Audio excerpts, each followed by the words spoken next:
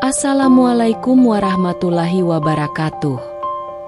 Halo semuanya, selamat datang di channel Jalan Cerita. Terima kasih sudah mampir. Semoga kalian selalu sehat, bahagia, dan dimudahkan dalam segala urusan. Jangan lupa subscribe, like, dan nyalakan lonceng notifikasinya, supaya kalian gak ketinggalan cerita-cerita seru di sini. Yuk, langsung aja kita mulai.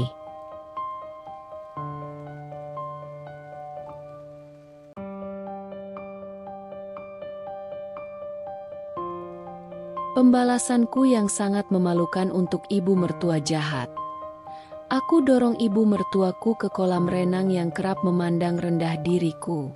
Aku masih ingat pertemuan pertama itu dengan jelas. Sebuah momen yang meremukan kebahagiaan yang selama ini kurajut bersama Adrian. Hari itu, aku mengenakan gaun terbaik yang kupunya. Meskipun jelas terlihat sederhana dibandingkan dengan interior megah rumah keluarga Adrian.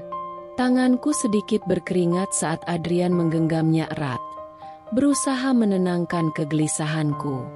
Aku sudah cerita banyak tentang kamu ke Mama. Jangan khawatir, dia pasti akan menyukaimu.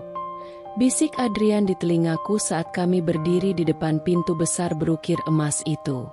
Ketika pintu dibuka, seorang wanita berusia sekitar 50-an dengan raut wajah tajam dan ekspresi datar menatapku dari ujung kepala hingga kaki. Aku langsung merasa telanjang di hadapannya, seolah semua keburukanku terpampang begitu saja. "Kamu ini?" Suaranya dingin, tanpa sedikit pun kehangatan seorang ibu yang menyambut calon menantu. Aku menelan ludah dan tersenyum, berusaha menampilkan kesopanan yang telah diajarkan ibuku sejak kecil. "Saya Rina, Bu. Senang sekali akhirnya bisa bertemu dengan Ibu." Dia tidak menjawab. Matanya tetap tajam menatapku, seakan sedang menimbang seberapa pantas aku berdiri di rumah megah ini. Adrian, yang menyadari ketegangan itu, segera merangkulku. "Mama, ini Rina, calon istrimu. Dia baik, sederhana, dan pekerja keras. Aku yakin Mama akan menyukainya." Bu Yuliana akhirnya tersenyum, tapi senyum itu bukan senyum kehangatan, melainkan sebuah tarikan bibir tipis yang lebih mirip ejekan. "Sederhana? Itu sudah jelas." Matanya kembali menyusuri tubuhku, terutama pada tas kecil lusuh yang kupakai. "Apa kamu benar-benar berpikir bisa masuk ke keluarga kami hanya dengan modal cinta?" Aku merasakan wajahku memanas, bukan karena malu, tetapi karena sakit hati yang menjalar ke seluruh dadaku. Namun, aku berusaha tetap tenang. "Saya memang bukan dari keluarga kaya, Bu, tapi saya mencintai Adrian dengan tulus. Seharusnya itu cukup, kan? Cinta seharusnya cukup." Namun, Bu Yuliana tertawa kecil, tawa dingin yang membuat bulu kuduku meremang. "Cinta? Ah, gadis muda selalu begitu naif. Kita lihat saja nanti, seberapa jauh cinta itu bisa bertahan saat uang mulai berbicara." Aku ingin membalas, ingin mengatakan bahwa aku tidak mengincar harta mereka, bahwa aku hanya ingin bahagia bersama Adrian. Namun, Adrian menggenggam tanganku lebih erat, seakan memberi isyarat untuk tidak melawan. Hari itu, aku sadar bahwa perjalananku tidak akan semudah dongeng tentang gadis miskin yang menikahi pangeran kaya. Tidak akan ada akhir bahagia yang datang tanpa luka dan air mata. Dan aku benar. Karena setelah hari itu, kehidupanku berubah menjadi neraka yang perlahan menggerogoti kebahagiaanku. Dimulai dari malam pertama pernikahan kami, ketika aku akhirnya memahami sejauh mana kebencian seorang ibu mertua bisa menghancurkan kehidupan seseorang. Aku merasa darahku membeku seketika. Kata-kata itu menusuk seperti belati, tajam dan tanpa belas kasihan. Aku sudah menduga bahwa Bu Yuliana tidak akan menerimaku dengan tangan terbuka. Tetapi mendengar penghinaan itu secara langsung tetap saja menyakitkan. Adrian mengepalkan tangannya. Matanya menatap tajam ke arah ibunya. "Mama, tolong hargai Rina. Dia adalah pilihanku. Aku mencintainya." Bu Yuliana mengibaskan tangannya dengan angkuh. Seolah kata-kata Adrian hanyalah angin lalu. Dia berjalan mendekat. Langkahnya penuh keanggunan yang dibuat-buat. Tangannya terulur, menarik ujung gaunku seakan sedang menilai kain murahan yang kusematkan di tubuhku. "Kamu ini memang tidak malu masuk ke keluarga seperti kami?" katanya, suaranya merendahkan. "Kamu pikir hanya dengan modal cinta kamu bisa hidup bahagia dengan anakku? Uang, kekuasaan, status, itu semua lebih penting daripada perasaan murahan seperti cinta." Aku menggigit bibirku, berusaha menahan air mata yang menggenang di pelupuk mata. Aku tidak ingin menunjukkan kelemahanku di hadapannya. "Aku tidak menginginkan harta Adrian, Bu," kataku dengan suara setenang mungkin. "Aku mencintainya bukan karena keluarganya kaya, tapi karena dia orang yang baik dan selalu mendukungku." Bu Yuliana tertawa sinis. "Oh, tentu saja itu yang selalu dikatakan gadis miskin seperti kamu. Awalnya semua berbicara tentang cinta, sampai akhirnya mereka mulai meminta ini dan itu, mulai menikmati kemewahan, dan lupa diri. Aku sudah melihat terlalu banyak gadis sepertimu. Kalian semua sama." Aku merasakan tanganku gemetar, tapi Adrian langsung meraih tanganku dan menggenggamnya erat. "Mama, cukup," katanya. Suaranya mengandung kemarahan yang jelas. "Jika Mama tidak bisa menerima Rina, aku tidak peduli. Aku tetap akan menikahinya." Mata Bu Yuliana menyipit. Sejenak, aku bisa melihat api kemarahan yang berusaha dia sembunyikan di balik wajah dinginnya. Tapi kemudian, dia tersenyum kecil. Senyum yang membuatku merasa tidak nyaman. "Baiklah," katanya pelan. "Kalau itu maumu, Adrian, silakan. Nikahi dia. Tapi ingat kata-kataku, anakku. Gadis ini tidak akan bisa bertahan di dunia kita." Aku tidak tahu apa maksudnya saat itu. Aku berpikir bahwa mungkin ini hanya sekadar ancaman kosong. Amarah seorang ibu yang tidak bisa menerima menantu pilihannya. Namun, aku salah. Karena sejak hari itu, hidupku berubah menjadi mimpi buruk yang tidak pernah kubayangkan sebelumnya. Malam pertama pernikahanku seharusnya menjadi malam yang penuh kebahagiaan. Tetapi yang kudapatkan justru penghinaan dan perlakuan kejam dari ibu mertuaku. Hari itu, aku baru saja pindah ke rumah keluarga Adrian. Sebuah rumah megah dengan pilar-pilar tinggi, lantai marmer yang mengilap, dan lampu gantung kristal yang berkilauan. Namun, kemewahan itu sama sekali tidak membuatku nyaman. Aku merasa seperti orang asing di dalam istana yang dingin dan penuh bayangan. Sejak pagi, aku sudah bangun lebih awal, berharap bisa memberikan kesan baik pada ibu mertuaku. Aku membantu asisten rumah tangga menyiapkan sarapan, menata meja makan dengan hati-hati. Namun, saat semuanya siap, Bu Yuliana datang dengan gaun tidurnya yang mahal, memandangku dengan tatapan menghina. "Kenapa kamu masih di sini?" tanyanya dengan nada tajam. Aku menelan ludah. "Saya ingin membantu, Bu." Dia menyipitkan mata, lalu tersenyum kecil, senyum yang penuh ejekan. "Membantu? Bagus. Mulai sekarang, kamu akan membantu setiap hari. Karena di rumah ini, menantu yang tidak punya kelas seperti kamu tidak pantas dilayani." Aku terdiam. Dadaku terasa sesak. "Maksud ibu?" "Mulai sekarang, Kamu yang akan menyiapkan makanan, mencuci piring, membersihkan rumah. Kamu tidak perlu berlagak seperti nyonya di sini, karena kamu bukan siapa-siapa. Katanya dengan nada datar, seolah itu adalah hal yang wajar. Aku ingin membantah, ingin mengatakan bahwa aku adalah istri Adrian, bukan pembantu. Tapi tatapan dinginnya membuatku tahu bahwa tidak ada gunanya. Ketika Adrian turun dari kamar, aku berharap dia akan membelaku. Namun, sebelum dia sempat membuka mulut, ibunya sudah lebih dulu bersuara. Adrian, istrimu ini baik sekali, ya? Dia ingin membantu pekerjaan rumah. Jadi, mulai sekarang, biarkan dia yang mengurus semuanya. Kita tidak ingin dia merasa tidak berguna, bukan? Adrian mengerutkan kening, terlihat tidak nyaman. Rina tidak perlu melakukan itu.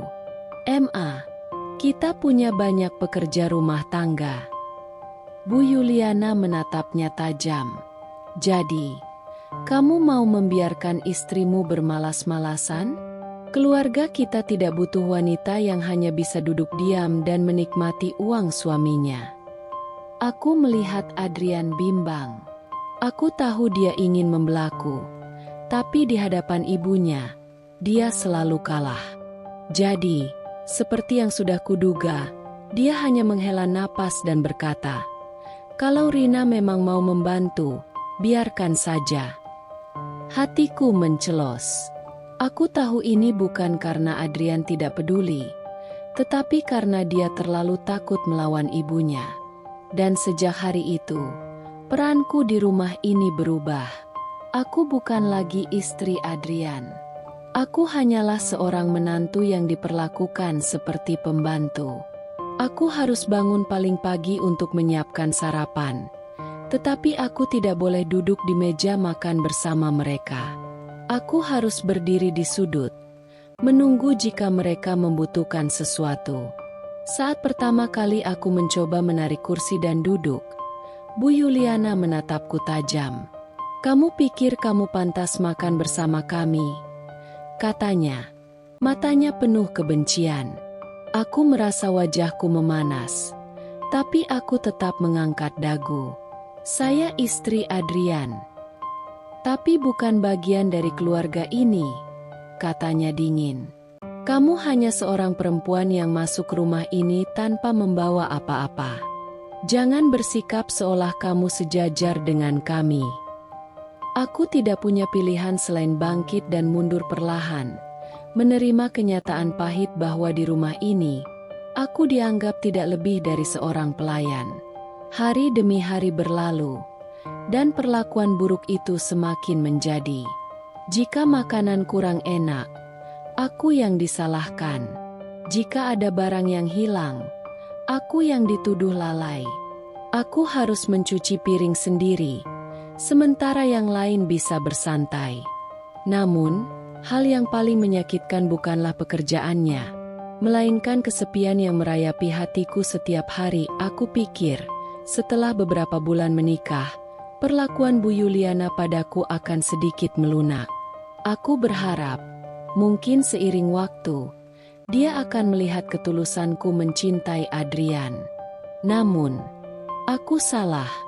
Justru, semakin hari, ia semakin kejam. Dan yang paling menyakitkan, dia tidak pernah melewatkan satu kesempatan pun untuk membandingkanku dengan mantan pacar Adrian, seorang wanita bernama Angel. Angel, nama itu seperti hantu yang menghantui setiap sudut rumah ini. Aku mendengar namanya sejak awal pernikahan kami, tetapi aku tidak pernah menyangka bahwa Bu Yuliana akan terus menyebut-nyebutnya setiap saat. Seakan kehadiranku di rumah ini adalah sebuah kesalahan besar yang harus selalu diingatkan.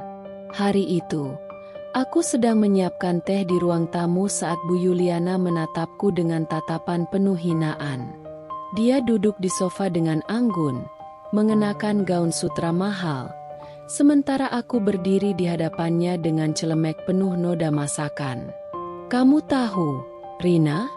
katanya. Suaranya lembut tetapi tajam seperti pisau. Seharusnya Adrian menikah dengan Angel. Mereka adalah pasangan yang sempurna. Aku menggigit bibirku, mencoba menahan diri. Aku tidak ingin bertengkar dengannya. Tapi Adrian yang memilih saya, Bu. Dia tertawa kecil, sinis. Ya, karena dia terlalu bodoh untuk menyadari kesalahannya. Angel itu wanita yang luar biasa, cantik, berpendidikan, dan berasal dari keluarga terpandang. Tidak seperti kamu. Aku menghembuskan napas pelan. Saya tidak ingin dibandingkan dengan siapapun, Bu. Saya hanya ingin menjalani hidup saya sebagai istri Adrian. Bu Yuliana menggeleng, seolah aku adalah anak kecil yang terlalu naif untuk memahami dunia. Kamu benar-benar tidak tahu diri, ya? Kamu pikir hanya dengan menikahi anakku, kamu bisa naik kelas sosial? Kamu pikir cinta bisa membeli harga diri? Aku ingin berteriak, ingin mengatakan bahwa aku tidak pernah menikahi Adrian karena harta atau statusnya. Tapi aku tahu, tidak peduli berapa kali aku menjelaskan, Bu Yuliana tidak akan pernah percaya. Sebaliknya, dia justru menatapku tajam dan berkata, Angel datang kemarin. Dia masih sangat peduli dengan Adrian. Dan jujur saja, kalau aku bisa memilih, aku lebih suka dia menjadi menantuku. Dadaku terasa sesak. Aku tidak tahu bahwa Angel masih berhubungan dengan keluarga Adrian. Lebih buruknya lagi, aku tidak tahu bahwa dia masih peduli pada suamiku. Aku ingin bertanya pada Adrian. Aku ingin tahu, apakah dia juga masih memiliki perasaan untuk Angel? Tapi aku takut. Aku takut jika jawaban yang kudapatkan adalah sesuatu yang tidak ingin kudengar. Dan ketakutanku semakin menjadi ketika, suatu malam, aku mendengar Adrian berbicara di telepon dengan suara rendah di balkon kamar kami. Aku tidak bisa. Angel, aku sudah menikah sekarang. Hatiku mencelos. Aku berdiri diam di balik pintu. Tanganku gemetar. Ya, aku juga rindu. Aku menutup mulutku dengan tangan, menahan isakan yang ingin pecah. Ternyata, yang dikatakan Bu Yuliana selama ini tidak hanya sekadar omong kosong untuk menyakitiku. Angel masih ada dalam hidup Adrian. Dan mungkin, hanya aku yang berpikir bahwa pernikahan ini adalah segalanya. Sementara bagi Adrian, pernikahan kami hanyalah sebuah konsekuensi dari keputusan yang salah. Setiap hari, aku harus menelan hinaan, diperlakukan seperti pembantu, dan dihantui oleh bayangan Angel, mantan pacar Adrian yang sempurna di mata ibu mertuaku. Tapi yang paling menyakitkan bukanlah kata-kata tajam atau perlakuan dingin Bu Yuliana. Yang paling membuatku tersiksa adalah kenyataan bahwa Adrian tidak pernah benar-benar ada di pihakku. Malam itu, aku akhirnya mengumpulkan keberanian untuk berbicara dengannya. Adrian baru saja pulang kerja, tampak lelah, dan aku tahu dia mungkin tidak ingin mendengar keluhanku. Tapi aku tidak bisa terus-menerus menyimpan semua ini sendirian. Aku butuh dia. Aku butuh suamiku untuk melindungiku. Adrian, kita bisa bicara? Tanyaku pelan, berusaha tidak terdengar terlalu emosional. Dia melepas dasinya dan duduk di tepi ranjang, mengusap wajahnya dengan kedua tangan. Bisa nanti saja? Aku capek banget, Rin. Tidak, ini penting, desakku. Ini tentang ibumu. Aku melihatnya menghela napas, seakan sudah bisa menebak kemana arah pembicaraan ini. Aku duduk di sampingnya, berusaha menahan air mata yang menggenang. Adrian, aku sudah berusaha sebaik mungkin untuk diterima oleh ibumu. Aku berusaha menjadi istri yang baik, menantu yang baik. Tapi tidak peduli apa yang aku lakukan, dia selalu merendahkanku. Dia memperlakukan aku seperti pembantu, tidak membiarkanku duduk di meja makan bersamanya. Dia selalu membandingkanku dengan Angel seakan-akan aku ini tidak pantas menjadi istrimu. Suaraku mulai bergetar, tetapi aku tetap melanjutkan. Aku lelah, Adrian. Aku merasa seperti orang asing di rumah ini. Adrian menatapku sejenak, lalu mengusap pundakku dengan lembut. Sayang, ibu memang begitu orangnya. Jangan dimasukkan ke hati. Aku menatapnya dengan tidak percaya. Jangan dimasukkan ke hati. Ulangku. Suaraku naik 1 oktav. Adrian, ini bukan masalah kecil. Dia mempermalukanku setiap hari, memperlakukanku seolah aku ini bukan siapa-siapa. Apakah kamu tidak melihatnya? Dia menghela napas lagi, kali ini dengan nada jengah. Aku tahu Mama bisa sedikit kasar, tapi dia tidak benar-benar membencimu, Rin. Dia hanya butuh waktu untuk menerima kamu. Sudah berbulan-bulan sejak kita menikah, dan dia tidak menunjukkan tanda-tanda akan menerimaku. Aku bangkit dari tempat tidur. Dadaku sesak oleh kemarahan dan kekecewaan. Kamu tahu apa yang paling menyakitkan? Bukan hanya sikap ibumu, tapi kenyataan bahwa kamu tidak pernah membelaku. Setiap kali aku mengeluh, kamu selalu membenarkan sikapnya. Adrian berdiri, mencoba meraih tanganku, tapi aku mundur. Aku tidak membenarkan sikapnya. Rin, aku hanya tidak ingin memperkeruh keadaan. Aku di antara kalian berdua. Aku harus menjaga keseimbangan. Aku tertawa pahit. Menjaga keseimbangan? Kamu menyebut ini keseimbangan? Aku tersiksa di rumah ini. Adrian, aku sendirian. Dan kamu selalu memilih diam. Dia mengusap wajahnya lagi. Frustrasi. Aku hanya tidak ingin bertengkar dengan Mama. Aku tidak bisa mengubahnya. Rin, dia memang seperti itu sejak dulu. Aku menatapnya lama. Orang yang berdiri di depanku ini adalah pria yang kucintai. Pria yang dulu membuatku merasa dihargai, dicintai. Tapi sekarang, dia hanya terlihat seperti pria yang lebih takut pada ibunya daripada peduli pada istrinya sendiri. Aku merasa hancur. Kalau begitu, mungkin aku yang harus pergi. Bisikku hampir tidak terdengar. Adrian menegang. Rina, jangan begitu. Aku mencintaimu. Aku tersenyum pahit, menahan air mata yang sudah siap jatuh. Cinta seharusnya lebih dari sekadar kata-kata. Adrian, cinta seharusnya berarti melindungi. Tapi kamu tidak pernah melindungiku.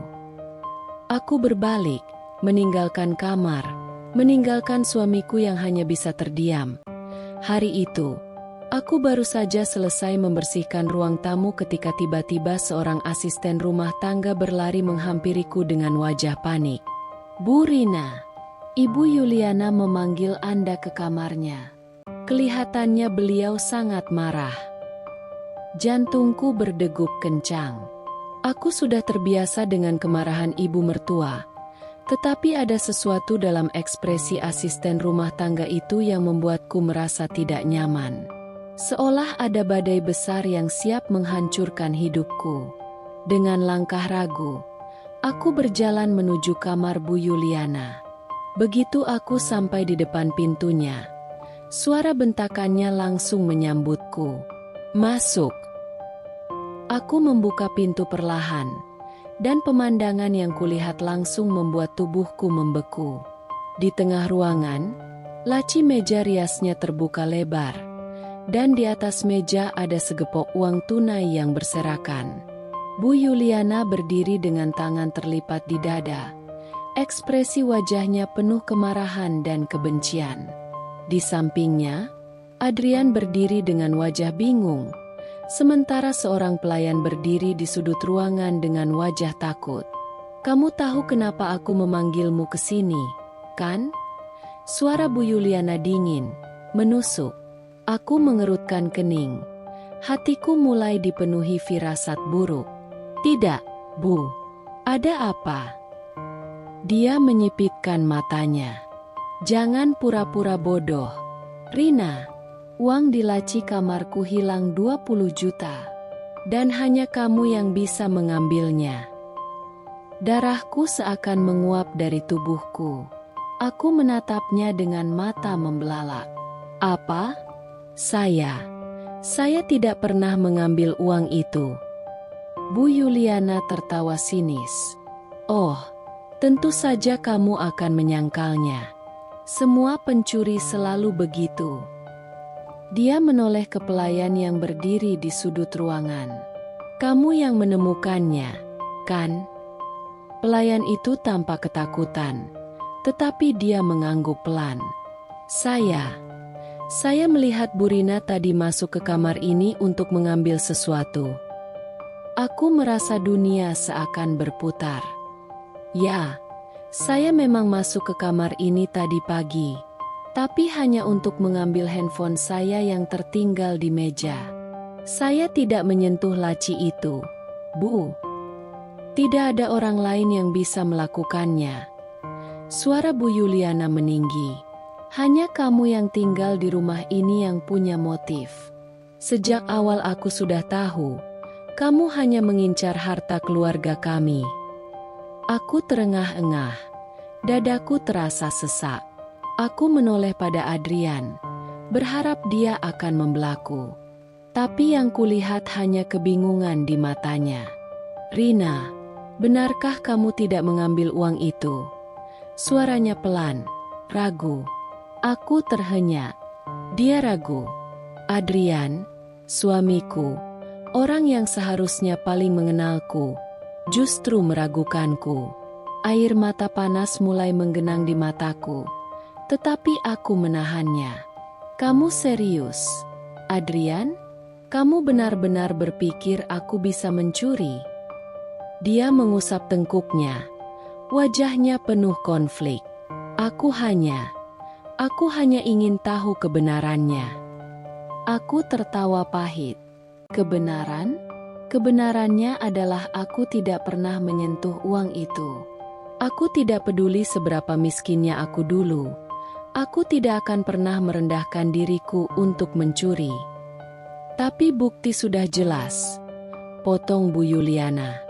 "Kalau kamu tidak melakukannya, siapa lagi?" Aku menggigit bibirku. Otakku berputar, mencoba berpikir jernih. Aku tahu aku dijebak. Aku tahu ini adalah rencana Bu Yuliana untuk menyingkirkanku. Tapi bagaimana aku bisa membuktikan sesuatu yang tidak kulakukan? Aku kembali menoleh ke Adrian, berharap sekali lagi dia akan mempercayaiku. Tapi dia hanya diam. Dan di detik itu, aku merasa seolah-olah dunianya runtuh. Aku menelan ludah, lalu mengangkat daguku. "Kalau kalian percaya aku mencuri, tunjukkan buktinya. Tunjukkan rekaman CCTV atau saksi yang benar-benar melihatku mengambil uang itu." Bu Yuliana tersenyum kecil. "Sayangnya, CCTV di lorong depan kamarku sedang rusak kemarin. Jadi, tidak ada rekaman. Tapi cukup dengan kesaksian pelayan kami. Aku yakin Adrian pun tahu siapa yang sebenarnya bersalah di sini." Aku kembali menoleh ke Adrian, memberinya satu kesempatan terakhir untuk memilihku. Tapi dia tetap diam. Aku mengangguk pelan, lalu menghela napas panjang. Aku tidak akan menang dalam permainan ini. Tidak ada yang bisa kulakukan untuk mengubah apa yang sudah mereka yakini. Kalau begitu, suaraku bergetar, tetapi aku berusaha terdengar tegar. "Mulai sekarang, aku tidak ingin tinggal di rumah ini lagi." Aku berbalik, berjalan menuju pintu, dan sebelum aku keluar, aku berbisik pelan, cukup untuk didengar Adrian. Kamu tidak kehilangan uang, Adrian. Tapi kamu kehilangan sesuatu yang lebih berharga, kepercayaanku. Dan dengan langkah berat, aku meninggalkan kamar itu, meninggalkan rumah yang tidak pernah menjadi rumah bagiku. Malam itu, hujan turun deras. Petir menyambar-nyambar di langit. Anginnya begitu kencang hingga pepohonan di halaman rumah bergoyang liar.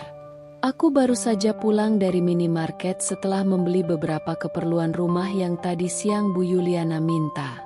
Aku mengira, setelah apa yang terjadi beberapa hari lalu, tuduhan pencurian yang menghancurkan hatiku, tidak akan ada lagi yang lebih buruk dari itu. Tapi aku salah. Aku selalu salah jika berpikir Bu Yuliana sudah kehabisan cara untuk menyiksaku. Saat aku sampai di depan rumah, aku mengulurkan tangan untuk membuka pintu gerbang. Namun, terkunci. Biasanya gerbang ini tidak pernah dikunci dari dalam, kecuali jika semua orang sudah tidur. Tapi sekarang masih terlalu awal untuk itu. Aku menghela napas, lalu menekan bel. Klik. 2 kali. Tidak ada jawaban. Aku mencoba lagi. Kali ini lebih lama. Hujan semakin deras, membasahi seluruh tubuhku. Aku merapatkan jaket yang kupakai, tetapi dinginnya menusuk hingga ke tulang. Aku mulai mengetuk pintu gerbang dengan lebih keras. Halo, tolong bukakan pintunya. Masih tidak ada jawaban. Dadaku mulai diliputi firasat buruk. Aku mencoba menelepon Adrian, tetapi ponselnya tidak aktif.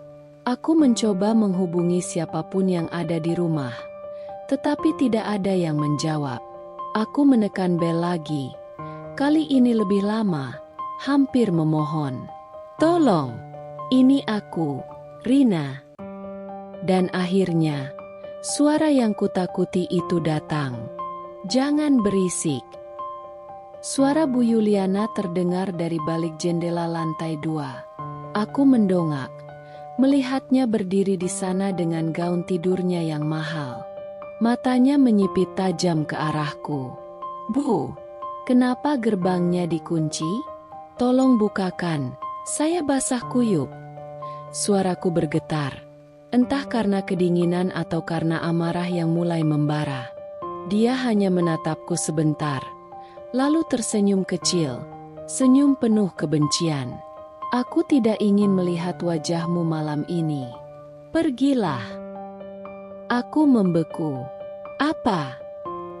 Kau pikir aku ingin membiarkanmu masuk rumah ini setelah semua yang terjadi? Katanya, suaranya penuh kejijikan. Aku muak melihatmu. Jadi lebih baik kau tetap di luar sana. Aku tidak percaya dengan apa yang kudengar. Bu, saya istri Adrian. Saya tinggal di sini. Aku mencoba meyakinkannya. Meskipun jauh di lubuk hatiku, aku tahu dia tidak akan peduli. Saya tidak punya tempat lain untuk pergi. Tolong, Bu. Dia tertawa kecil, seolah mendengar sesuatu yang lucu. Lalu kenapa? Menjadi istri Adrian bukan berarti kau berhak tinggal di rumah ini. Ini rumahku. Dan aku berhak menentukan siapa yang boleh masuk dan siapa yang tidak. Aku menggigit bibir. Tubuhku semakin menggigil di bawah hujan yang terus mengguyur. Adrian pasti tidak akan membiarkan ini. Bu Yuliana mengangkat alisnya, lalu mengangkat ponselnya di udara, menunjukkan sesuatu padaku. Oh, kau pikir begitu? Dia mengetuk layar ponselnya, dan beberapa detik kemudian, aku mendengar nada dering dari kamarku sendiri di dalam rumah. Aku menahan napas. Adrian tidur nyenyak. Sayang, katanya dengan nada manis yang menusuk. Aku sudah memastikan dia tidak akan mendengar kebisinganmu malam ini. Aku merasa seluruh tubuhku melemas. Selamat menikmati hujan, menantu kesayanganku, katanya sebelum menutup jendela dengan keras. Aku menatap kosong ke arah jendela yang kini gelap. Jari-jariku mati rasa karena dingin. Rambutku basah kuyup, dan tubuhku gemetar hebat. Aku mencoba mengetuk pintu lagi, berharap ada seorang pelayan yang mau membukakan pintu untukku. Tetapi tidak ada yang datang.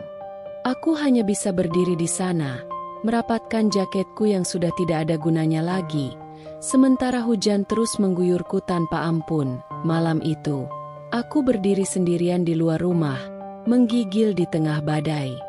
Dan di tengah kedinginan yang menusuk, aku menyadari sesuatu. Aku tidak hanya terjebak di luar rumah ini. Aku terjebak dalam pernikahan ini. Pernikahan yang membuatku merasa lebih sendirian daripada sebelumnya. Hari itu, aku hanya ingin keluar sebentar untuk membeli beberapa kebutuhan dapur. Setelah semua yang kulalui di rumah ini, satu-satunya hal yang bisa sedikit memberiku ketenangan adalah berjalan ke pasar, menghirup udara bebas, dan menikmati interaksi kecil dengan orang-orang yang tidak memandangku dengan penuh kebencian. Aku sedang memilih sayur di salah satu lapak ketika seseorang menepuk bahuku. "Rina." Aku menoleh dan terkejut melihat sosok pria yang sudah lama tidak kutemui. "Raka." Dia tersenyum lebar. "Astaga, ini benar-benar kamu. Sudah lama sekali." Aku ikut tersenyum, meskipun di dalam hati ada sedikit kegugupan. Raka adalah teman SMA ku dulu, seseorang yang dulu cukup dekat denganku sebelum kehidupan membawa kami ke arah yang berbeda. "Kamu masih ingat aku?" tanyanya dengan tawa kecil. "Tentu saja. Bagaimana bisa aku lupa?" jawabku. Kami mengobrol sebentar, menanyakan kabar satu sama lain. Raka bercerita bahwa dia sekarang bekerja di kota yang sama denganku, dan dia baru saja kembali setelah bertahun-tahun merantau.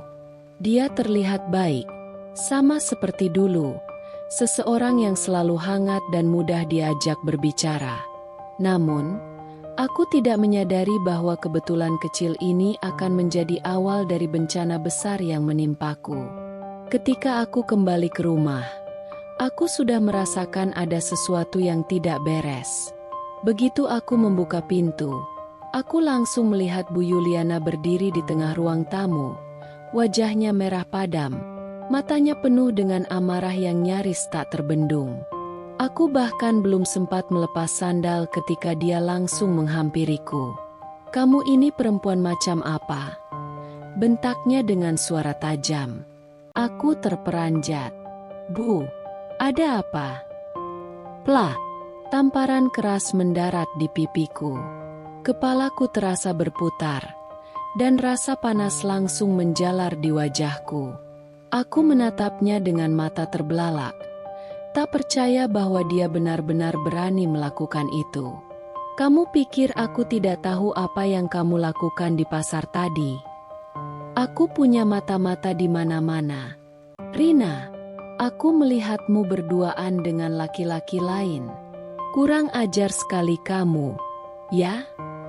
Aku masih bingung. Otakku mencoba memahami tuduhan yang baru saja dilontarkan. "Bu, saya hanya bertemu teman lama. Kami hanya mengobrol sebentar." Bu Yuliana tertawa sinis. "Oh, tentu saja kau akan berkata begitu. Semua wanita murahan selalu punya alasan." Hatiku mencelos. "Bu, bagaimana bisa Anda berpikir seperti itu? Saya tidak pernah melakukan hal-hal yang tidak pantas." "Jangan bohongi aku," bentaknya. "Apa kamu pikir aku bodoh? Kamu pasti sudah selingkuh di belakang Adrian. Dasar perempuan tidak tahu diri. Aku sudah menduga sejak awal. Kamu hanya wanita rendahan yang tidak pantas masuk ke keluarga ini." Aku merasa tubuhku mulai gemetar. Bukan karena takut, tetapi karena marah dan terluka. Aku menoleh ke Adrian yang berdiri di sudut ruangan.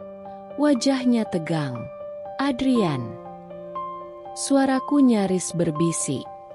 "Kamu tidak percaya dengan semua ini, kan?" Dia menggigit bibirnya, lalu menunduk. "Rina, aku hanya ingin tahu yang sebenarnya." Aku menatapnya tak percaya. Lagi-lagi, dia ragu. Lagi-lagi, dia memilih diam ketika ibunya menyerangku. Yang sebenarnya, aku tertawa pahit. Aku sudah mengatakan yang sebenarnya. Aku tidak berselingkuh.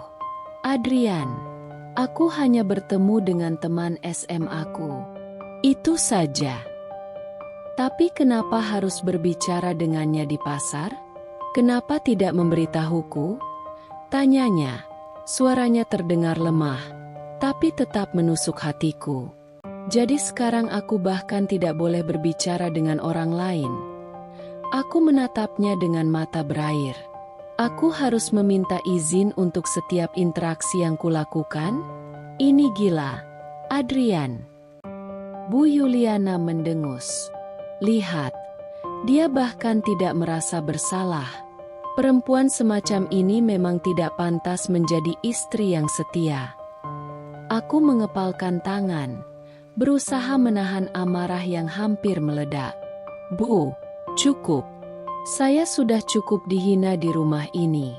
Tapi saya tidak akan diam jika Anda menuduh saya dengan sesuatu yang tidak pernah saya lakukan.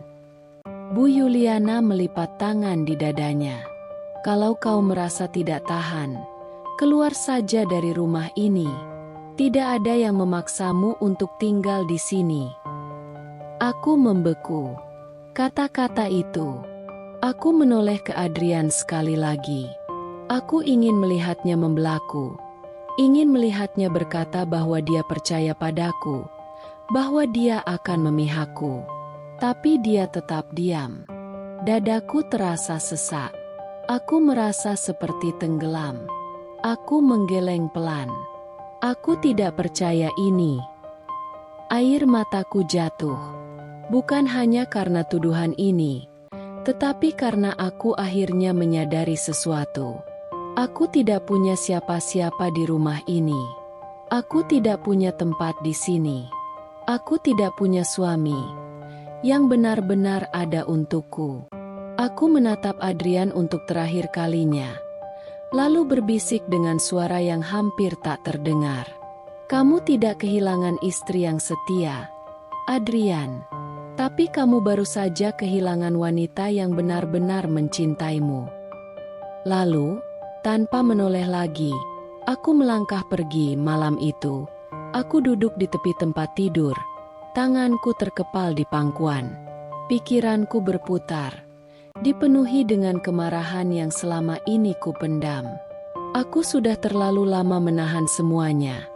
Penghinaan, fitnah, perlakuan buruk dari ibu mertuaku. Dan yang paling menyakitkan, aku harus menghadapi semua itu sendirian. Aku menoleh ke arah Adrian, yang baru saja masuk ke kamar setelah seharian bekerja. Dia terlihat lelah, tapi aku tidak peduli. Aku lebih lelah. Aku lebih hancur. Adrian, panggilku. Suaraku dingin dan tajam.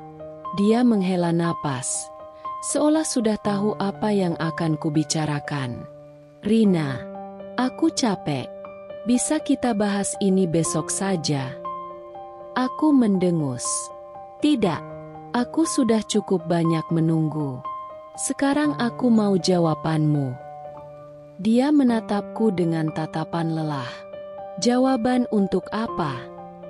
Aku bangkit berdiri, menatapnya dengan mata berapi-api.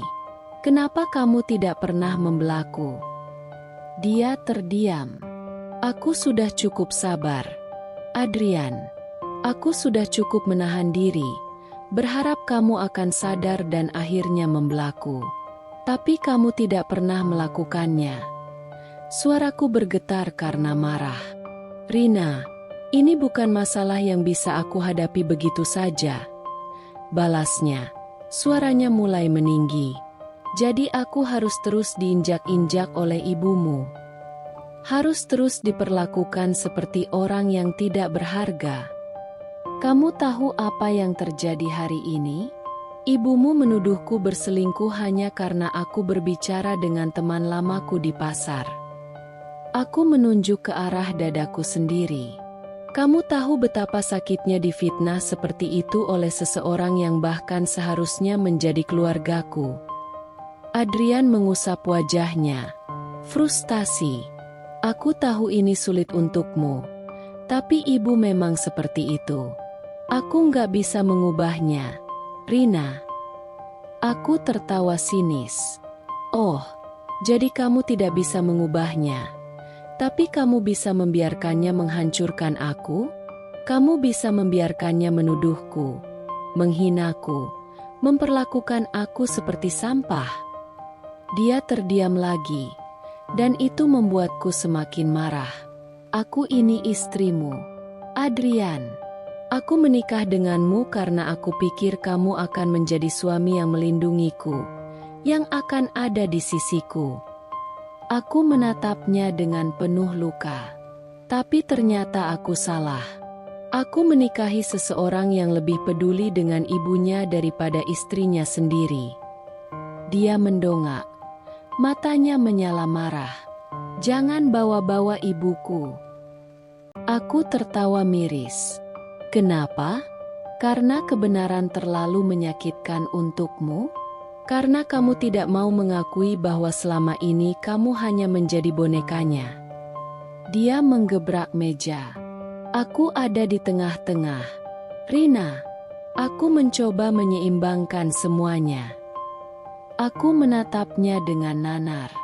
Tidak, Adrian, kamu tidak ada di tengah-tengah.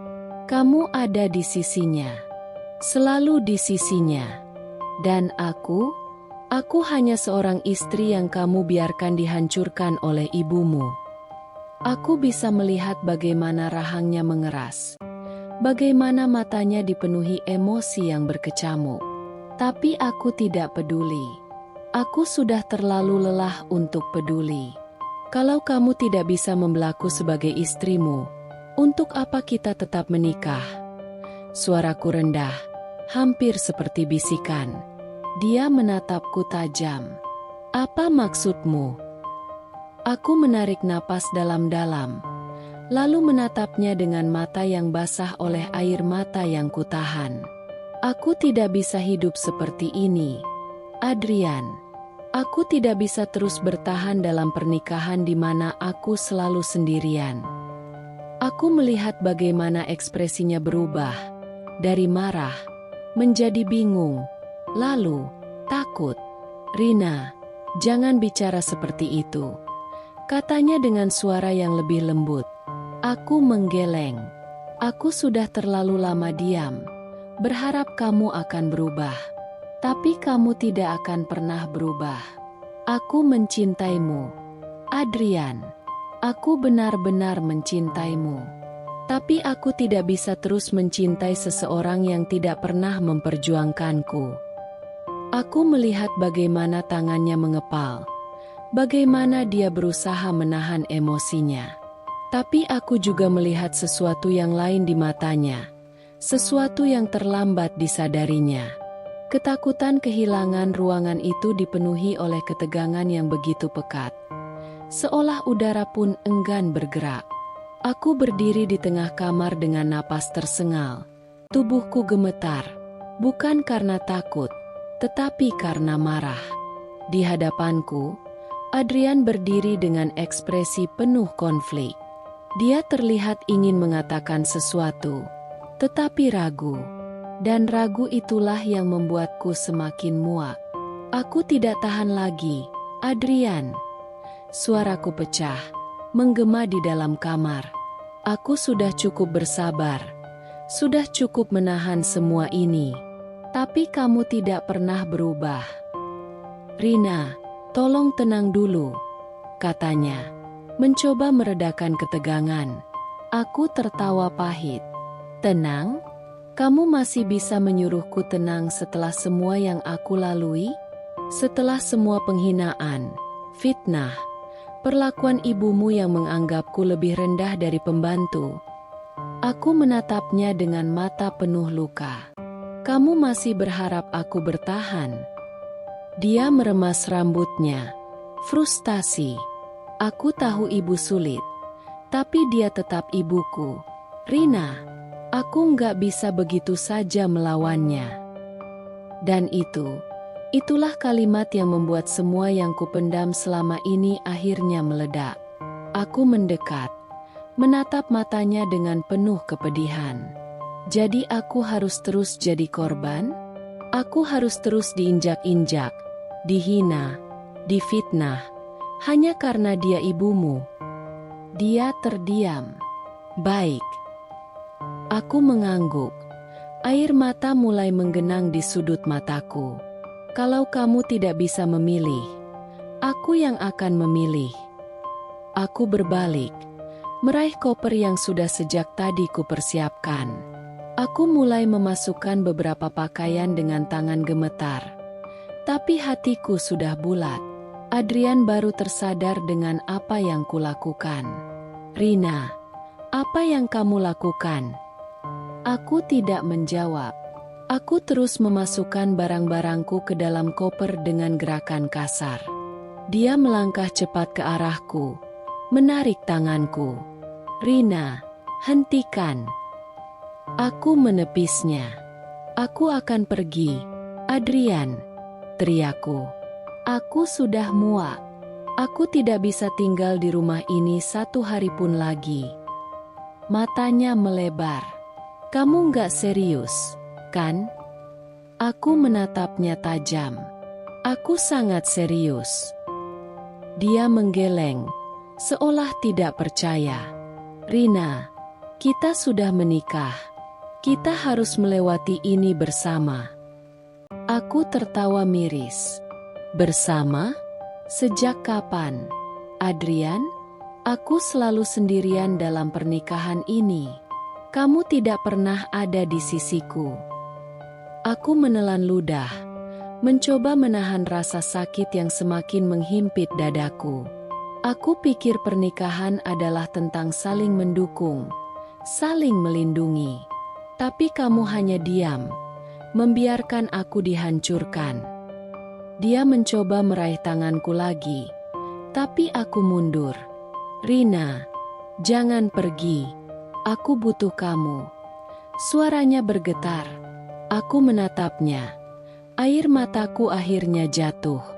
Tapi aku butuh seseorang yang bisa melindungiku. Adrian. Dan itu bukan kamu. Dia terpaku. Aku menutup koperku, lalu melangkah menuju pintu.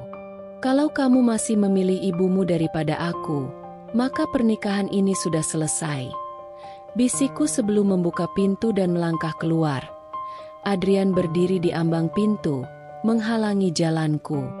Matanya merah, rahangnya mengeras, dan tangannya mengepal di sisi tubuhnya. Aku bisa melihat bahwa dia tengah berusaha keras menahan emosinya. Rina, jangan lakukan ini. Suaranya serak, hampir seperti bisikan yang putus asa. Aku menghela napas panjang, berusaha menahan air mata yang sudah memenuhi pelupuk mataku. Aku tidak punya pilihan lain. Adrian, aku sudah cukup berjuang, cukup bersabar. Tapi aku tidak bisa terus bertahan dalam pernikahan di mana aku selalu jadi orang yang kalah. Dia menggeleng keras. Kita bisa memperbaiki ini. Aku bisa mencoba bicara dengan ibu, meminta dia berubah. Aku bisa. Aku tertawa sinis. Air mataku akhirnya jatuh. Kamu bilang begitu sekarang, tapi di saat aku benar-benar butuh kamu tidak pernah ada. Berapa kali aku harus dihina, difitnah, diperlakukan seperti sampah, dan kamu hanya diam? Berapa kali aku harus berharap kamu akhirnya akan berpihak padaku, tapi yang kudapat hanya kekecewaan. Adrian terdiam. tidak bisa membantah.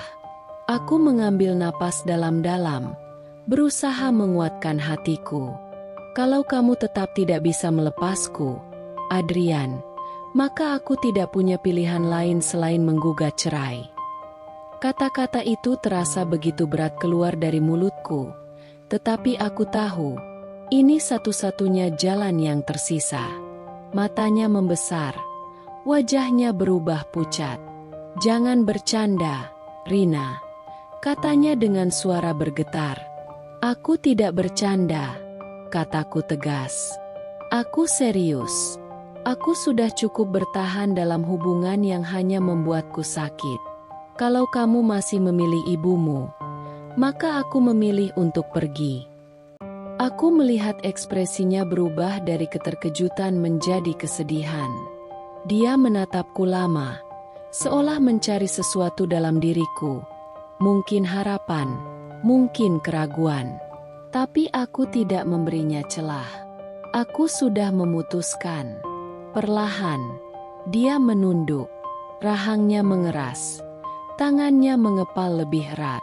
Aku bisa melihat bagaimana hatinya berkecamuk. Bagaimana ia berusaha mencari alasan untuk menahanku. Tapi pada akhirnya, dia tahu, dia sudah kalah. Aku. Suaranya patah. Aku tidak ingin kehilanganmu. Air mataku jatuh semakin deras. Tapi kamu sudah kehilanganku, Adrian. Bukan hari ini, bukan saat aku melangkahkan kaki keluar rumah ini. Tapi sejak lama, sejak kamu memilih diam, sementara aku hancur. Butuh waktu beberapa detik sebelum akhirnya, dengan sangat perlahan, Adrian melangkah mundur, memberiku jalan. Aku menatapnya untuk terakhir kalinya, mencoba mengukir wajahnya di dalam ingatanku. Meskipun aku tahu luka yang ia tinggalkan akan jauh lebih sulit dihapus. Hidupku berubah drastis setelah aku meninggalkan rumah itu. Aku tidak lagi memiliki tempat yang bisa disebut rumah. Tidak ada lagi suami yang menungguku pulang. Dan tidak ada lagi status sebagai menantu yang selama ini lebih terasa seperti beban. Namun, untuk pertama kalinya dalam waktu yang lama, aku merasa bebas. Dengan koper kecil dan hati yang penuh luka, aku menumpang di rumah sahabatku, Maya. Dia menyambutku dengan tangan terbuka, tanpa banyak bertanya. Hanya dengan satu pelukan erat darinya, aku tahu bahwa aku telah mengambil keputusan yang benar. Ini kesempatanmu untuk memulai hidup baru, Rin, katanya suatu malam, saat kami duduk di balkon kecil apartemennya. Aku menatap langit yang gelap. Tapi aku tidak tahu harus mulai dari mana. Maya, aku bahkan tidak punya pekerjaan. Dia tersenyum. Kamu punya tabungan, kan? Gunakan itu. Kamu bisa mulai usaha kecil-kecilan. Aku tahu kamu selalu suka memilih baju-baju bagus dengan harga murah. Kenapa nggak jualan baju online saja? Aku menatapnya, terkejut dengan ide itu. Benar, selama ini aku memang suka berburu baju murah tapi berkualitas.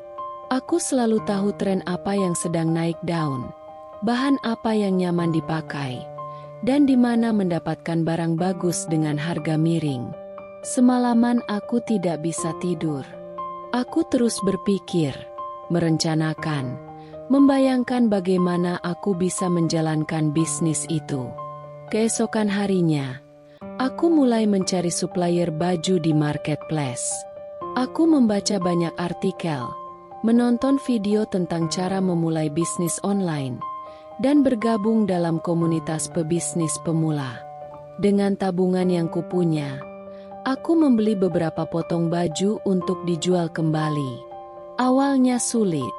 Aku harus belajar cara mengambil foto produk yang menarik, menulis deskripsi yang menggoda, dan memasarkan barang-barangku di media sosial.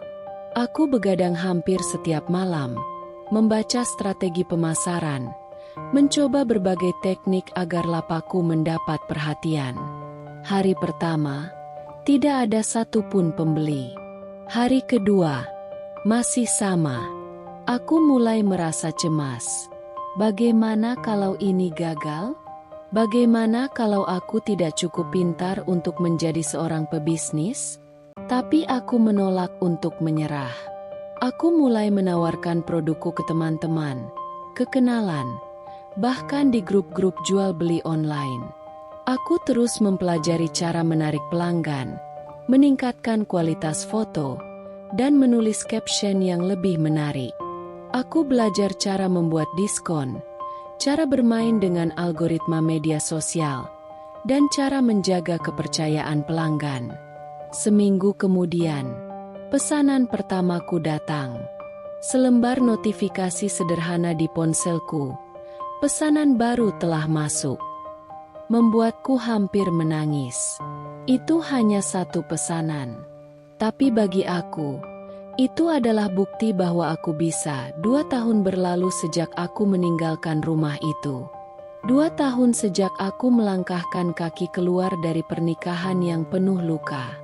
Dan dalam 2 tahun ini, aku menemukan sesuatu yang dulu kupikir tidak akan pernah kumiliki. Harga diriku sendiri. Bisnisku berkembang jauh lebih cepat dari yang aku bayangkan. Awalnya, aku hanya menjual baju secara online, mengandalkan media sosial dan marketplace. Tapi pesanan terus berdatangan, lebih banyak dari yang aku kira. Dalam 6 bulan pertama, aku bahkan kewalahan sendiri, harus begadang untuk mengemas pesanan dan membalas chat pelanggan. Aku mulai berpikir, apakah aku bisa membawa ini ke level yang lebih tinggi?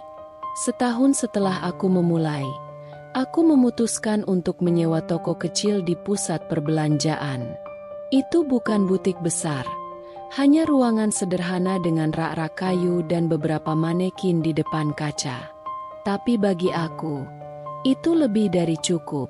Itu adalah buktiku bahwa aku bisa membangun sesuatu sendiri, tanpa Adrian, tanpa keluarga mertuaku, tanpa siapapun yang meremehkanku.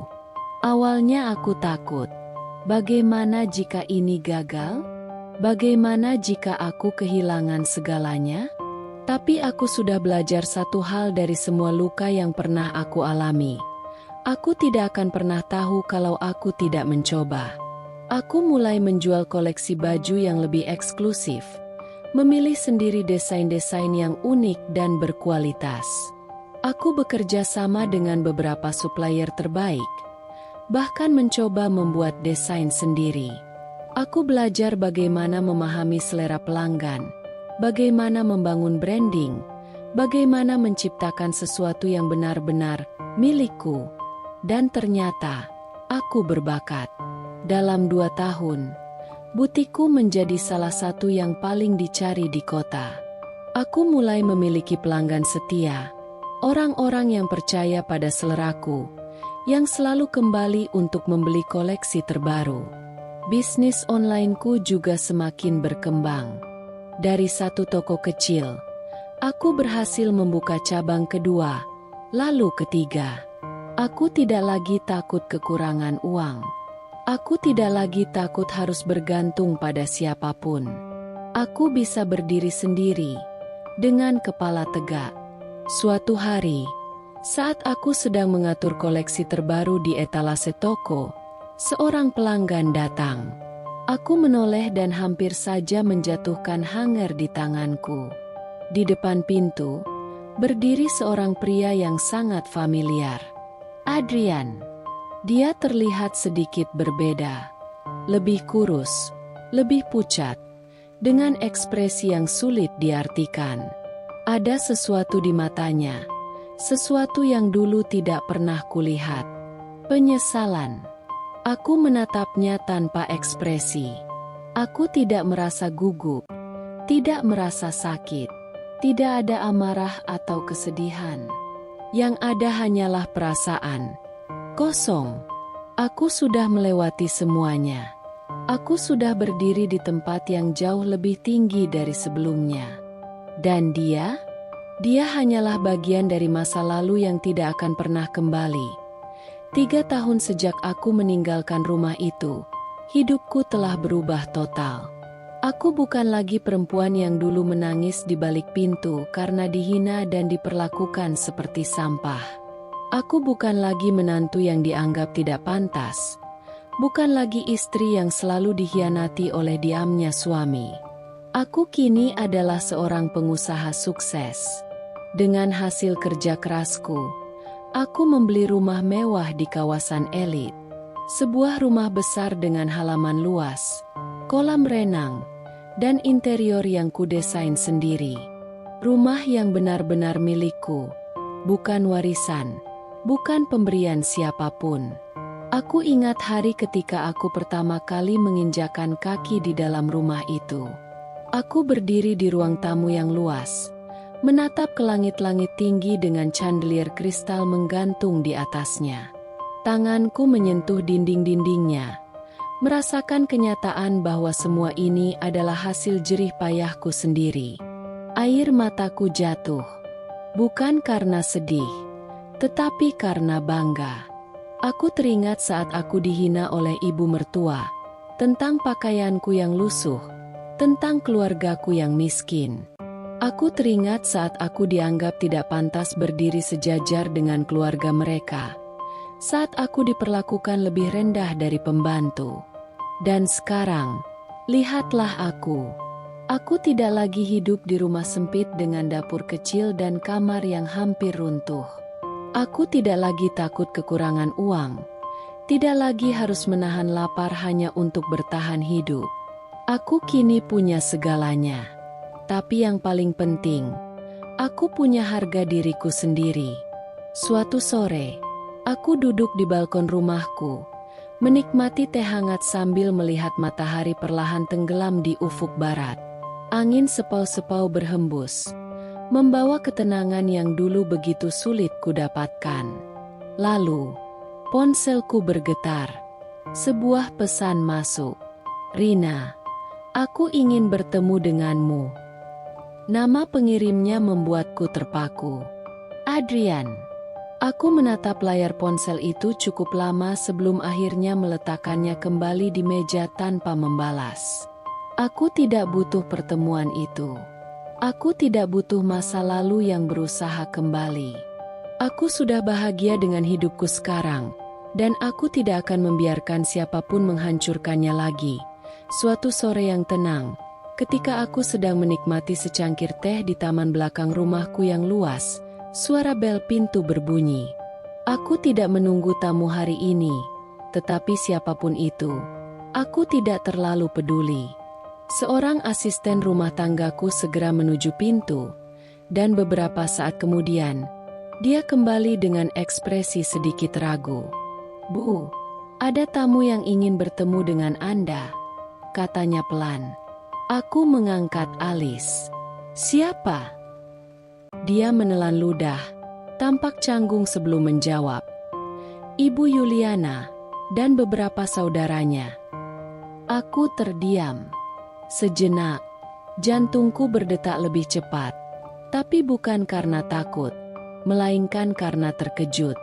Nama itu, suara itu, adalah bagian dari masa lalu yang sudah lama kutinggalkan. Namun, aku tidak akan lari. Aku bangkit dengan tenang, melangkah menuju pintu utama. Ketika aku membuka pintu, pemandangan di depanku benar-benar tidak terduga. Di sana berdiri Bu Yuliana, mantan ibu mertuaku yang dulu menghina dan menyiksaku. Dia tidak sendiri. Beberapa saudara Adrian juga berdiri di belakangnya. Aku melihat ekspresi mereka berubah drastis saat mata mereka menjelajahi rumahku. Dari eksterior yang mewah, pilar-pilar tinggi yang megah, hingga halaman depan yang luas dengan mobil mewah terparkir rapi. Aku bisa melihat keterkejutan di wajah mereka. Salah satu tante Adrian yang dulu ikut merendahkanku saat pernikahan kami, kini berdiri terpaku, matanya membelalak. "Ah, apa ini rumahmu?" Suara Bu Yuliana akhirnya terdengar hampir tidak percaya.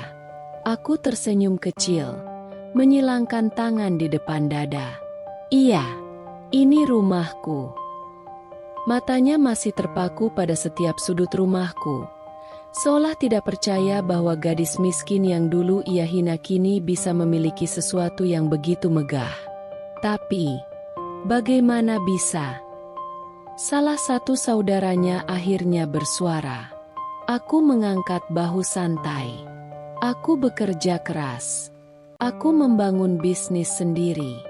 Dari nol, tanpa bantuan siapapun. Aku menatap langsung ke mata Bu Yuliana, menekankan kata-kataku. Tanpa memanfaatkan harta suami, tanpa bergantung pada siapapun. Wajahnya memerah. Aku bisa melihat rahangnya mengeras. Tetapi untuk pertama kalinya, dia tidak bisa berkata apa-apa. Aku melanjutkan. Suaraku lembut tetapi penuh arti. Dulu, aku memang gadis miskin yang kamu hina. Tapi lihatlah aku sekarang. Hening, tidak ada satupun dari mereka yang berbicara. Aku melihat genggaman tangan Bu Yuliana mengencang. Matanya menyiratkan amarah, tetapi juga, untuk pertama kalinya, rasa malu. Aku tersenyum, lalu melangkah mendekat sedikit, menatapnya dengan percaya diri. Jadi, untuk apa kalian datang ke sini? Tanyaku dengan nada datar. Dia membuka mulut, lalu menutupnya lagi. Aku bisa melihat pertempuran batin dalam dirinya. Namun, aku sudah tahu jawabannya. Mereka tidak datang untuk menemuiku karena rindu. Mereka datang karena butuh sesuatu. Dan kali ini, aku yang akan menentukan jalannya permainan. Aku tertawa kecil, bukan karena senang, tetapi karena betapa tidak berubahnya wanita ini. Bu Yuliana berdiri di depanku dengan ekspresi penuh kepahitan. Matanya menelusuri setiap sudut rumahku, seolah mencari bukti bahwa aku tidak pantas memilikinya. Lalu, dengan nada sinis, dia berkata, "Ah, ini pasti hasil dari laki-laki lain, kan? Perempuan miskin sepertimu mana mungkin sukses tanpa bantuan pria kaya?" Aku menatapnya, menahan diri agar tidak tergelak lebih keras. Dia masih berusaha merendahkanku, bahkan ketika kenyataan sudah terpampang jelas di hadapannya. Aku melipat tangan di depan dada, menatapnya dengan tajam. "Lucu sekali, Bu. Dulu, waktu saya miskin, Ibu menghina saya karena tidak punya apa-apa. Sekarang, ketika saya sukses, Ibu tetap menghina saya, menganggap saya tidak mampu meraihnya sendiri." Aku menggeleng pelan, menatapnya dengan penuh rasa iba. Tampaknya tidak peduli apapun yang saya lakukan. Di mata Ibu, saya akan selalu salah. Wajahnya memerah. Dia tampak ingin membantah, tetapi tidak menemukan kata-kata yang tepat. Aku melanjutkan, "Saya tahu Ibu tidak akan pernah percaya, karena Ibu sendiri tidak pernah mengalami apa yang saya alami.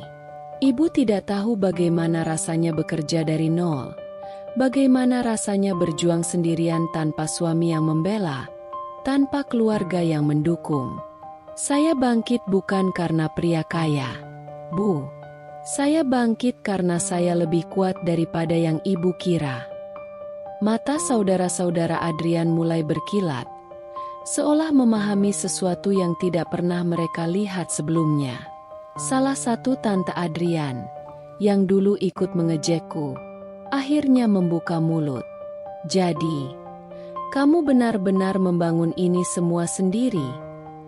Suaranya terdengar ragu, tetapi aku menangkap nada terkejut di dalamnya. Aku mengangguk dengan tenang. "Ya, dengan kerja keras, dengan air mata, dengan penghinaan yang dulu kalian semua lemparkan pada saya. Dan lihatlah, saya justru menjadikannya bahan bakar untuk membuktikan bahwa saya lebih dari sekadar perempuan miskin yang kalian hina dulu." Hening. Aku bisa merasakan betapa menderitanya Bu Yuliana saat ini. Harga dirinya yang selama ini tinggi, kini remuk di hadapan kenyataan bahwa menantu yang ia hina habis-habisan justru berdiri lebih tinggi dari dirinya. Namun, aku belum selesai. Aku mendekat, menatapnya langsung dengan tatapan penuh kemenangan. Jadi, sekarang pertanyaannya, untuk apa ibu datang ke rumah saya? Wajahnya semakin tegang. Aku bisa melihat genggamannya mengeras di sisi tubuhnya. Dia tahu, kali ini dia tidak bisa lagi menjatuhkanku. Dan kali ini, aku yang akan memegang kendali atas permainan ini. Aku menatap Bu Yuliana yang masih berdiri kaku di depanku. Wajahnya merah padam entah karena marah, malu, atau keduanya.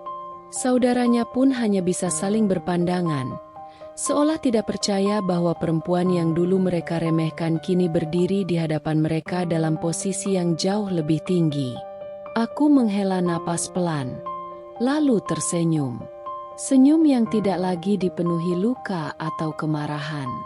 Senyum seorang perempuan yang telah menang. Bu, dunia ini sudah berubah, kataku dengan tenang, menatap langsung ke matanya.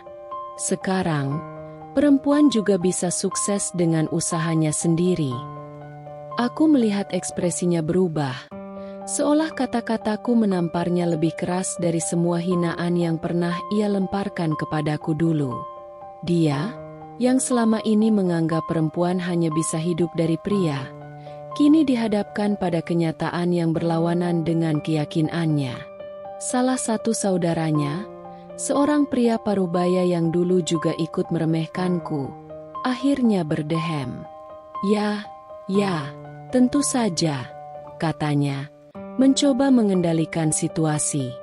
Kami hanya tidak menyangka. Maksudku, kami terkejut melihat bagaimana hidupmu berubah begitu drastis. Aku tersenyum kecil, lalu mengangkat bahu. Karena kalian tidak pernah percaya bahwa aku bisa. Sejak awal, kalian hanya melihat aku sebagai gadis miskin yang tidak ada nilainya. Aku menatap tajam ke arah Bu Yuliana. Tapi sekarang, kenyataan berkata lain. Bu Yuliana mengepalkan tangannya. Aku tahu dia ingin membalas, ingin merendahkanku lagi. Ingin menemukan cara untuk membuatku merasa kecil seperti dulu. Tapi kali ini, dia tidak bisa. Aku telah membuktikan bahwa aku jauh lebih kuat dari yang pernah ia kira. Aku menghela napas, menatap mereka satu persatu. Jadi, apa tujuan kalian datang ke sini? Aku sudah tahu jawabannya. Mereka tidak datang untuk meminta maaf. Mereka tidak datang untuk memberi selamat. Mereka datang karena sesuatu. Entah itu masalah, entah itu kebutuhan. Dan aku siap untuk mendengar alasan mereka. Namun, yang tidak mereka sadari adalah, aku bukan lagi perempuan yang bisa mereka injak-injak. Aku menarik napas dalam-dalam, mencoba tetap tenang. Tapi kali ini, aku merasakan sesuatu yang berbeda. Bukan kesedihan, bukan kemarahan yang meledak-ledak seperti dulu, tapi rasa jijik. Bu Yuliana benar-benar tidak akan pernah berubah. Setelah melihat sendiri rumah megahku, setelah mendengar dengan jelas bahwa aku mencapai semua ini dengan kerja keras, dia masih saja berusaha merendahkanku. Tapi kali ini, dia tidak hanya menyerangku, dia menyerang keluargaku. Keluargamu memang dasar kere. Darah miskin tetap akan miskin, katanya tajam, dengan mata penuh kebencian. Aku mengepalkan tangan. Bukan karena aku sakit hati, tapi karena aku sudah muak. Aku menatapnya dengan pandangan dingin, tidak lagi tersenyum. Kali ini, aku tidak akan membiarkan satu kata pun keluar dari mulutnya tanpa konsekuensi. Bu, saya tidak peduli ibu mau menghina saya. Tapi jangan pernah menyentuh keluarga saya, kataku dengan suara tenang. tetapi penuh ketegasan. Dia mendengus, melipat tangan di depan dada. Memangnya kenapa? Memangnya kalau aku menghina mereka, apa yang bisa kamu lakukan? Aku tersenyum kecil, tetapi bukan senyum ramah. Ini adalah senyum seorang perempuan yang sudah selesai bersikap baik. Kenapa, Bu? Karena tidak seperti ibu. Saya menghormati keluarga saya. Saya tidak akan pernah lupa dari mana saya berasal, dan saya bangga dengan keluarga saya, walaupun mereka tidak kaya. Aku menatap langsung ke matanya, dan berbeda dengan saya, ibu justru sedang dalam posisi meminta bantuan dari saya, bukan? Wajahnya langsung menegang. Aku melanjutkan, jadi, siapa di antara kita yang benar-benar miskin sekarang, Bu? Keheningan menyelimuti ruangan. Aku melihat wajah Bu Yuliana semakin merah. Rahangnya mengeras. Untuk pertama kalinya, dia tidak bisa membalas. Saudara-saudaranya mulai mengalihkan pandangan, seolah malu dengan situasi ini. Beberapa dari mereka bahkan tampak tidak nyaman, menyadari bahwa mereka telah salah menilai sejak awal. Aku mendekat satu langkah, menatapnya tajam. Kekayaan bukan cuma soal uang, Bu. Kekayaan adalah soal hati, tentang bagaimana seseorang memperlakukan orang lain. Dan kalau melihat bagaimana ibu berbicara hari ini, aku tersenyum tipis. Saya rasa, saya jauh lebih kaya daripada ibu. Dia terdiam. Dia tahu aku benar. Tapi aku belum selesai. Aku harus memastikan bahwa ini adalah terakhir kalinya dia menghina aku atau keluargaku. Jadi, Bu, mau bicara baik-baik, atau saya harus menunjukkan pintu keluar? Aku melihatnya mengepalkan tangan, bibirnya gemetar. Tapi dia tidak punya pilihan. Dia tahu kali ini, dia sudah kalah. Aku bisa merasakan panasnya amarah membakar dadaku. Ini sudah keterlaluan. Selama ini aku telah bersabar. Aku telah membiarkan Bu Yuliana menghina aku, mencaci kehidupanku, bahkan mencoba meremehkan kesuksesanku. Tapi kali ini, dia menyentuh batas terakhir kesabaranku, keluargaku. Dia berdiri di hadapanku dengan tatapan congkaknya, meskipun wajahnya penuh dengan keterkejutan dan rasa malu karena aku telah membalasnya dengan kata-kata yang tidak bisa dia bantah. Kami berdiri di tepi kolam renang rumahku yang besar. Air biru jernih memantulkan sinar matahari yang mulai tenggelam. Angin sore berembus, membawa keheningan di antara kami. Saudara-saudara Adrian yang tadi ikut datang kini hanya bisa diam, menahan napas, menanti apa yang akan terjadi selanjutnya. Aku menarik napas panjang, mencoba meredam emosiku. Tapi saat aku melihat tatapan penuh kebencian di mata Bu Yuliana, bibirnya yang masih menyeringai mengejek, aku tahu aku tidak perlu menahan diri lagi. Aku melangkah sedikit lebih dekat, mengurangi jarak di antara kami. Lalu, dengan gerakan yang tampak seolah tidak disengaja, aku menyentuhkan sikuku ke lengannya dengan cukup kuat. "Brooke!" Teriakan melengking memenuhi udara saat tubuh Bu Yuliana kehilangan keseimbangan. Matanya membesar dalam kepanikan. Tangannya meraih udara kosong, tapi terlambat. "Burer!" Air kolam menyembur tinggi saat tubuhnya tercebur dengan keras. Saudara-saudaranya tersentak. Beberapa dari mereka menutup mulut karena kaget. Aku hanya berdiri di sana, menatap tanpa ekspresi, sementara Bu Yuliana menggelepar di dalam air. Gaunnya basah kuyup. Rambutnya yang selalu tertata rapi kini menempel di wajahnya dalam keadaan berantakan. Matanya menatapku dengan kemarahan yang membara, tetapi aku tidak peduli. Aku menyilangkan tangan, lalu menunduk sedikit, menatapnya dengan tenang. "UPS, kataku datar. Maaf, Bu. Saya tidak sengaja. Suara dentuman air masih menggema di sekitarku. Beberapa orang saudaranya masih terpaku. Tidak tahu harus melakukan apa. Aku bisa melihat salah satu dari mereka mencoba menahan tawa, meskipun dengan cepat menutup mulutnya kembali. Bu Yuliana megap-megap sebelum akhirnya berhasil berdiri di dalam air. Matanya membelalak penuh amarah. Kau? Suaranya bergetar, antara marah dan syok. Aku hanya mengangkat bahu. Bukankah ibu bilang tadi, darah miskin tetap akan miskin? Aku menekankan kata-kataku, membiarkan mereka tenggelam dalam pikirannya sendiri. Kalau begitu, ibu pasti percaya karma juga, kan? Hening. Tatapanku bertemu dengannya sekali lagi, dan kali ini, aku melihat sesuatu yang belum pernah kulihat sebelumnya, ketakutan. Bu Yuliana tahu. Dia tahu bahwa aku bukan lagi menantu yang bisa diinjak-injaknya. Aku menatap saudaranya yang masih terpaku. Kalau kalian masih punya urusan, selesaikan sekarang. Kalau tidak, kalian tahu jalan keluar.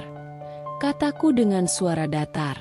Mereka saling berpandangan, lalu buru-buru membantu Bu Yuliana keluar dari kolam, meskipun wanita itu masih mengomel dengan suara gemetar. Aku berbalik, melangkah masuk ke dalam rumah. Aku tidak perlu mendengar omelan atau makiannya lagi. Aduh! Teriakan Bu Yuliana menggema di udara, mengguncang keheningan yang sempat tercipta. Tubuhnya menghantam permukaan air dengan suara biur yang begitu memuaskan. Aku berdiri diam di tempatku, menyaksikan dengan ekspresi datar saat dia menggelepar di dalam kolam. Gaunnya yang mahal kini melekat erat pada tubuhnya. Rambutnya yang tadi tersisir rapi kini acak-acakan, menutupi wajahnya yang penuh amarah dan keterkejutan. Suara kecipak air terus terdengar saat dia berusaha berdiri.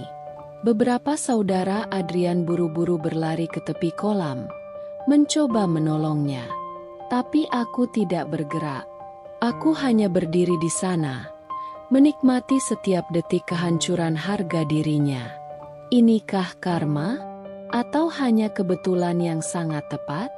Salah satu saudaranya menahan tawa di balik telapak tangan, sementara yang lain berusaha bersikap sopan, meskipun aku bisa melihat jelas mereka juga berusaha menahan senyum. Bu Yuliana akhirnya berhasil berdiri di air setinggi dadanya. Matanya menyala dengan kemarahan yang luar biasa. Kau! Teriaknya. Air menetes dari wajahnya yang merah padam. Aku mengangkat alis, tetap bersikap tenang. Ada apa, Bu? Tadi ibu bilang darah miskin tetap akan miskin. Kalau begitu, air ini pasti terasa sangat cocok untuk ibu, kan? Beberapa saudara Adrian terbatuk, mungkin menahan tawa atau kaget mendengar kata-kataku. Bu Yuliana menggertakkan giginya. Beraninya kau, katanya dengan suara penuh kemarahan. Suaranya bergetar entah karena dingin atau karena egonya yang baru saja hancur berkeping-keping. Aku melangkah sedikit lebih dekat ke tepi kolam, menatapnya dari atas. Posisi yang selama ini dia ambil saat berbicara padaku. Berani. Aku tertawa kecil. Suara yang lebih dingin dari angin sore yang berembus di sekitar kami. Saya sudah cukup lama diam, Bu. Saya sudah cukup lama bersabar, tapi dunia ini sudah berubah. Saya bukan lagi menantu yang bisa ibu injak-injak. Aku menunduk sedikit, membiarkan dia melihat tatapan tajamku. Dan saya pastikan, ibu tidak akan pernah lagi bisa memperlakukan saya seperti sampah. Matanya berkedut, rahangnya mengeras. Tapi kali ini, dia tidak punya senjata untuk membalas. Tidak ada hinaan yang bisa dia lontarkan. Tidak ada cemoohan yang bisa dia lemparkan. Karena hari ini, aku telah membalikkan keadaan. Hari ini, aku yang menang. Beberapa saudara Adrian tidak bisa menahan diri lagi. Tawa mereka pecah, menggema di halaman rumahku yang luas. Hahaha, ya ampun, ini luar biasa, ujar salah satu dari mereka, memegang perutnya sambil tertawa terbahak-bahak. Yang lain bahkan menepuk-nepuk punggung temannya, berusaha keras mengendalikan diri. Tapi wajah mereka semua sama, menikmati momen di mana sang ratu keangkuhan akhirnya terjatuh dari tahtanya. Aku, sementara itu, berpura-pura terkejut. Mataku membesar, bibirku sedikit terbuka, dan aku langsung berlari ke pinggir kolam dengan ekspresi kepanikan yang dibuat-buat. Aduh, maaf, Bu. Aku tidak sengaja, seruku, menahan senyum yang hampir saja muncul di sudut bibirku.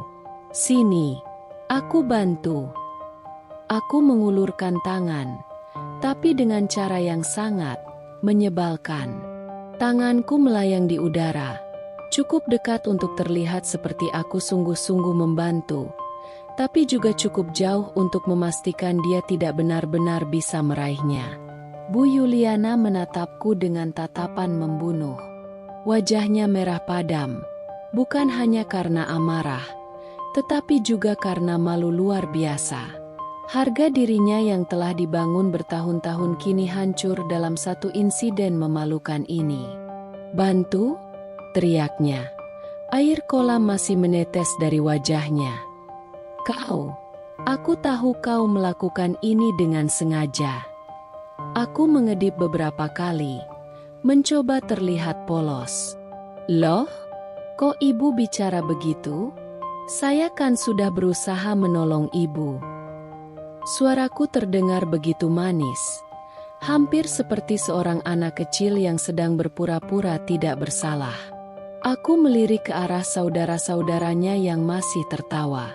Mereka sudah tidak peduli lagi menyembunyikan kesenangan mereka. Bahkan salah satu dari mereka menepuk bahu temannya sambil berkata, "Ya ampun, ini karma instan. Nggak ada yang lebih memuaskan dari ini." Bu Yuliana mencakar-cakar air, berusaha keras keluar dari kolam. Tubuhnya gemetar, entah karena marah, dingin, atau malu. Mungkin semuanya. Saat dia akhirnya berhasil berdiri di pinggir kolam, air mengalir deras dari gaunnya, membentuk genangan di lantai marmerku yang mahal. Dia tampak seperti tokoh antagonis dalam drama yang akhirnya mendapatkan hukumannya. Aku hanya berdiri di sana, masih dengan ekspresi pura-pura khawatir. Bu, lain kali hati-hati ya. Aku menepuk tanganku ke dada, berpura-pura lega. Untung kolam ini dangkal. Kalau tidak, wah, aku tidak bisa membayangkan. Dia mengepalkan tangannya begitu keras hingga buku-buku jarinya memutih. Aku tahu ini belum selesai. Tapi satu hal yang pasti, untuk pertama kalinya dalam hidupnya, Bu Yuliana tidak lagi memiliki kendali. Bu Yuliana keluar dari kolam dengan langkah terhuyung. Wajahnya merah pada menahan amarah dan rasa malu yang luar biasa. Air menetes deras dari rambut dan bajunya, meninggalkan jejak basah di sepanjang lantai marmer yang licin. Sorot matanya tajam, menusukku seolah ingin membakar habis keberadaanku. Tapi aku tidak takut. Tidak lagi.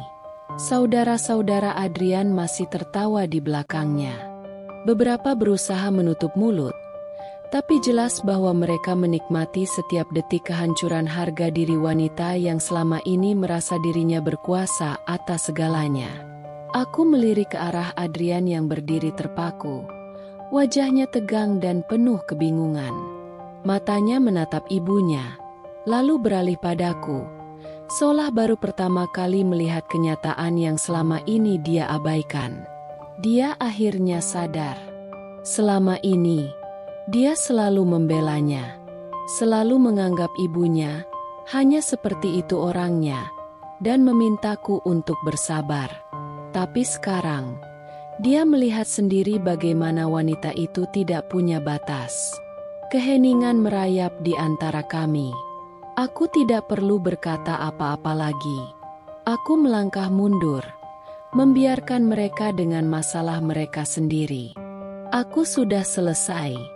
Aku sudah cukup lama hidup di bawah bayang-bayang keluarga ini, mencoba membuktikan diriku, mencoba mencari validasi dari seseorang yang tidak akan pernah menerimaku. Sekarang aku tidak butuh itu lagi. Aku telah membuktikan segalanya. Aku sukses, aku bahagia, dan yang paling penting, aku bebas. Bu Yuliana tetap berdiri di sana, basah kuyup dan penuh amarah. Tapi aku tidak peduli lagi. Dia boleh tetap hidup dengan kebenciannya, dengan keangkuhannya yang hancur berantakan. Aku akan terus melangkah maju. Karena kemenangan terbaik bukanlah membalas dendam dengan amarah, tapi membuktikan bahwa aku bisa bahagia tanpa mereka.